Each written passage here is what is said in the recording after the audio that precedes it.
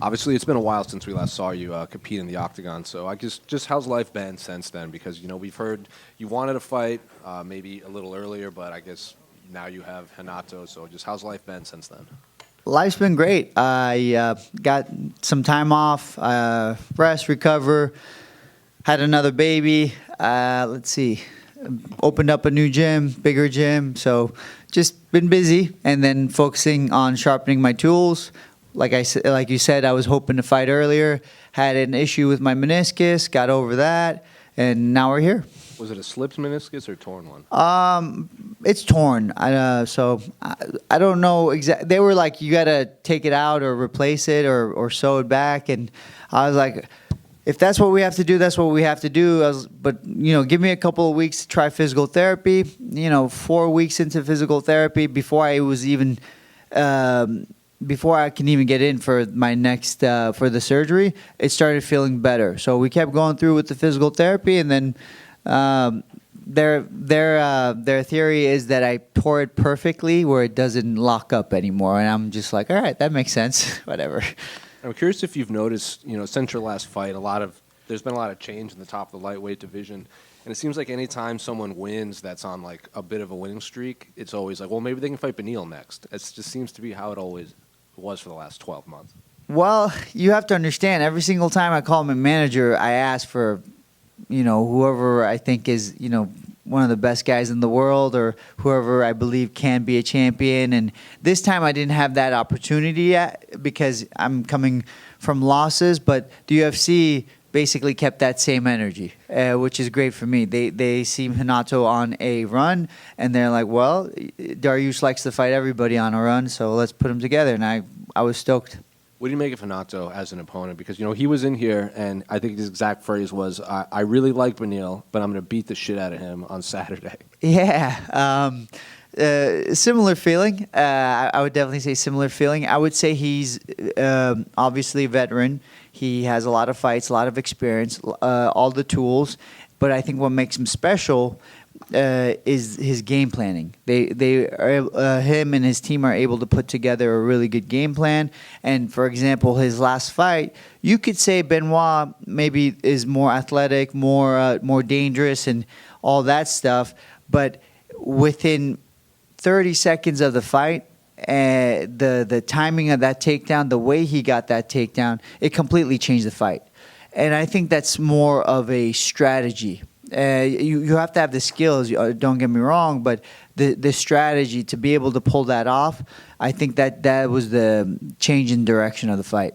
You called him a veteran, but I think in one of the videos you said you like to fight rising stars when you were talking about Moicano. So when you say rising star, do you mean just like popularity-wise? Because I feel like Moicano's never been as popular as he is now. You could be a veteran and continue to rise in the ranks. I think the idea is if you're a veteran, you're done, right? So I think he's a veteran, but at the same time, he's on the rise, both as in his career professionally and also as a star. I think he's understood in order to captivate people what he needs to say, and he says it well. He's got a lot of charisma, and he doesn't say like anything crazy to me, but it's the way he says it. He actually makes perfect sense in a lot of the things he says. I think I read an interview that you're saying like you're going to use this fight as a gauge of whether you're going to retire or when the timeline for retirement is. But I feel like every scrum you do, that's brought up, like the last several fights. So why do you think people are just constantly asking about like when you're going to retire when you have a fight in a few days? Gray hairs. I look older than the average person in general, my age. But I mean, I don't know. I feel great right now. I'm just looking forward to the fight. And as far as retiring goes, one day you just know you don't have it. And if that's the case, then we're done. You still going to bring the kids to the fights? So they were here yesterday. They'll visit me. I don't know, because it gets so loud at the fights. I don't think it's the best, but my wife's like, maybe I'll take it. And I was like, so I prefer the kids don't come to the fights.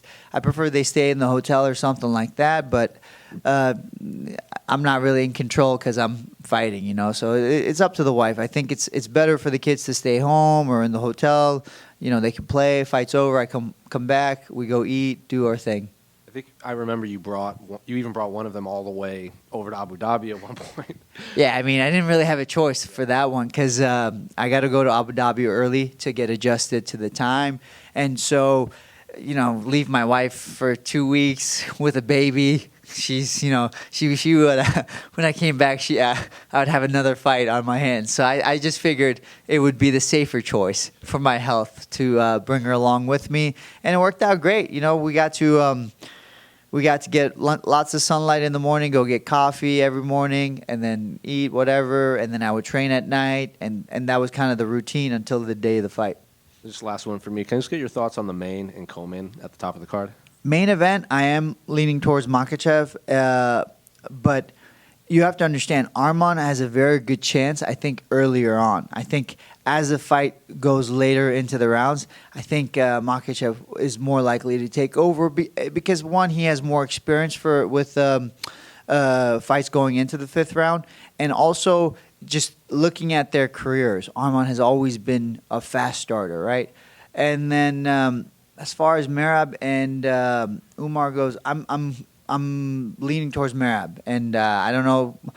Maybe it's just because I like Georgian food and I like Merab a lot, but I'm leaning towards him, and I believe his experience can be the difference. And he's a game day fighter. People will always talk about training, but he is a game day fighter like nobody else. Beneil, do you find it funny that people ask you about retirement and call Moicano like this up-and-comer when you're both the exact same age? I think I'm a little bit younger than him. So I think I'm a couple of months younger than him. I'm not sure. But, I think it's pretty funny. If that's the case, one old guy's going to get beat up, basically. If you're younger than him, why aren't you out here calling him an old piece of shit? I should. That old piece of poop is going to get it. Beneil, right back here. Good to talk to you again. I think it's been almost 7 years since we first talked. And, wow. Love to see you keeping on killing it. May I ask, before you had a family and now, and I guess you have 3 kids now, is that right? That's right. Is there any difference in mindset when you go to do your training and you think about fighting and what's on the line and your mission ahead of you? As far as motivation, I don't think anything's changed. I think God has given me this motivation that just seems endless and almost to a certain extent where it turns into a bad thing. But as far as, it doesn't change my desires. I want to be a champion. I want to provide for my family. That's never changed. I think what's changed is I have to be less self-centered, less selfish. So I have to find a way to do everything I need to do for my training, but at the same time still be a man that is capable of coming home, being good to my kids, being good to my wife, and being good to my family. And that requires sacrifice. That requires sacrifice in terms of your scheduling. That requires sacrifice in terms of your hobbies. That requires sacrifice in terms of your interactions in general. So I think those are the things that have changed. I've had to mature, give up some things, pick up some new things, and that's been the difference. Absolutely. How do you feel Moicano compares with some of your past opponents, and is there anyone that you feel he's similar to? And the second part of that is, do you feel that your style is at all similar to his, and his to you?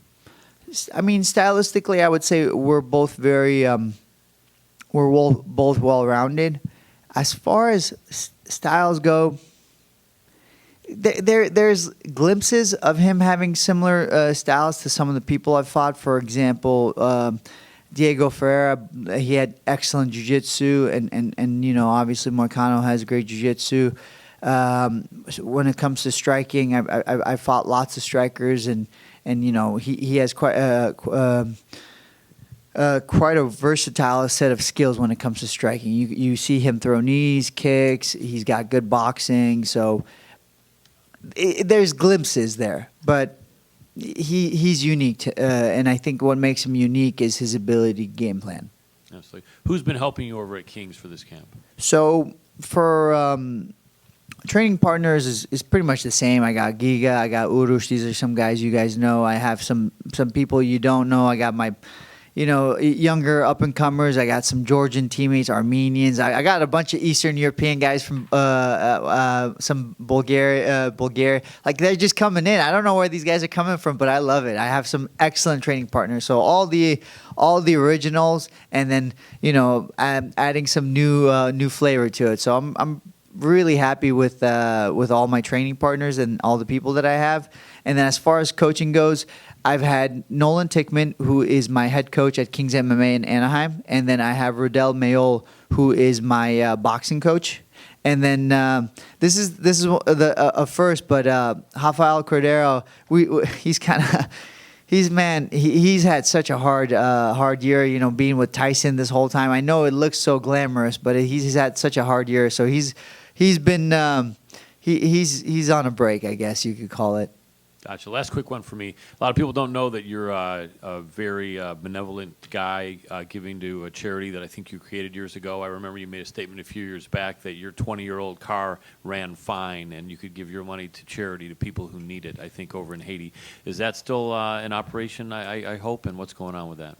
So, they call it civil unrest, but it's more like a civil war right now in Haiti.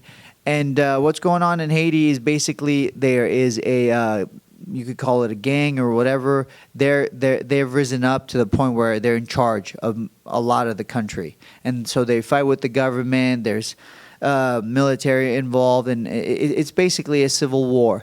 And so we've had to change our approach in how we go into Haiti and what we do in Haiti. We had a children's home. And we provided for them. We gave them a roof. We had a car and things like that. But when you have all this stuff, you become a target. You see somebody who's got a car, who, the kids have backpacks, nice clothes and stuff like that. It's an easy target. So we've had to change it up. We've had to move these kids into individual homes, provide for the entire family that's taking care of the kids. And that's been the approach. It's safety has to be our number one concern. And so, our the leaders of the group were getting mugged, is a nice way of saying it. But they were at gunpoint basically a couple of times, and that's we had to change strategies. But yes, still we have programs. We have feeding programs in Haiti. We have a bunch of stuff going on in Haiti, and we actually want to do more. It's just easier said than done. In order to do more, for example, we want Haiti to be able to provide for itself. We don't want to have to always, give handouts to Haiti. We want Haiti to work hard. We want Haiti to, build its own nation and fend for itself and take care of itself. That's the goal. And we're trying to build some programs that will help do that. But easier said than done. Yeah. Well, best of luck Saturday. God bless. Appreciate it. Beneil, to your left over here. Over here, Beneil. You mentioned a little bit earlier, quite the diverse sparring partners that you have. This card is also quite uniquely diverse. What does it mean to you as an Assyrian to also be on a card with Armenian and a Georgian, especially considering, what our people have gone through? It's awesome. We've I get to share the card with so many other athletes, different cultures. I was just telling somebody asked me a question about what I want to eat after this fight, and my mom's food is always number one. The dishes she makes, you can't beat that. But another one is Georgian food. Man, I don't know if you guys ever had this thing called khinkali. It's a dumpling, and it's a big dumpling. It's not like a small dumpling, full of meat, and it's super juicy. And you pick it up. You gotta make sure you don't lose the juice as you eat it. It's incredible. So that's like one of the things that I've been thinking about way too much at the moment. Anyways, those are the things that come up when I see Arman. Obviously, I want to avenge my loss. I want to get that fight back, but I also think about food again. There's a bakery. What is it called? Paradise Bakery in Glendale that my mom loves. She loves the bread, so she's like, "Can you get me some bread?" And every time I go there, there's so much food. So I always end up, having a little bit of extra food and getting stuff. But so that's what when I see these fighters and all these other things, I think of. I mentioned Bulgaria. Now I'm thinking of the the Bulgarian yogurt. That's that. So when I look at different countries and I think about food, so that's how my brain works.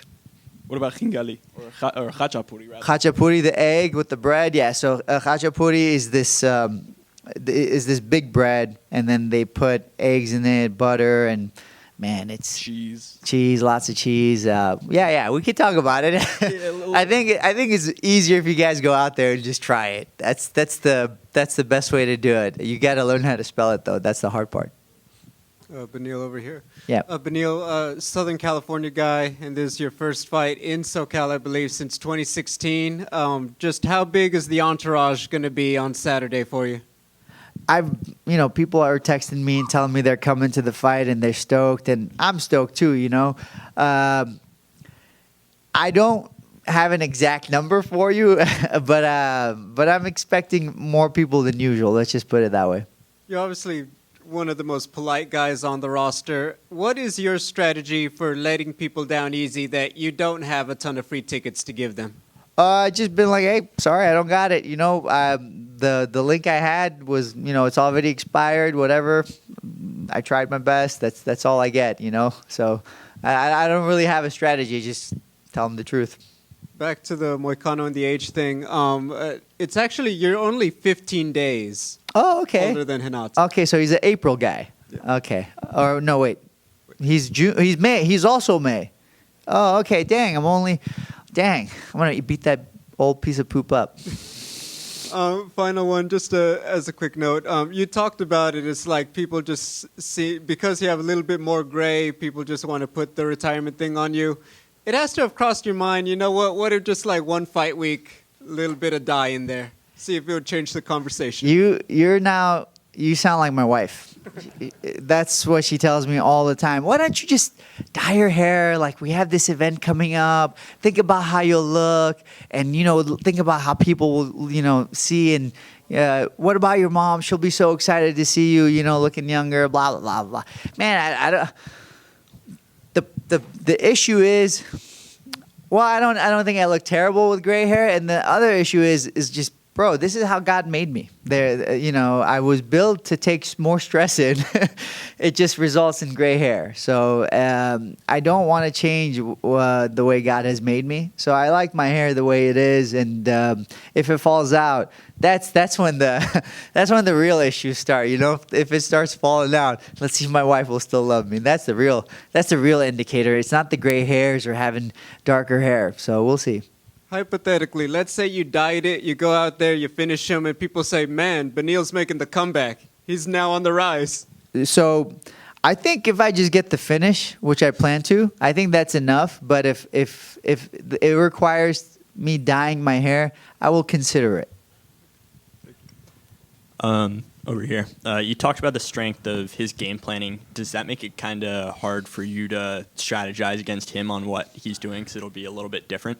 So when someone is good at strategizing, like I mentioned, the best thing you could do is be more well-rounded, because that allows me to move from one game plan to another. I don't have to have a super strict game plan on how I approach this. If something changes on the fly, because I have the skill set and the weapons, I can do that. So that's kind of the approach for Moicano is keep all my skill sets sharp. I have a game plan, and if it changes, then I will move on to the next one. And that's the approach. I have to be able to adapt within the minute, within the rounds, within the exchanges. So mentally, will you, instead of staying on like a strict schedule of what you're trying to do, you're really just trying to adapt throughout the entire thing, basically? Yes, that's a good way to put it.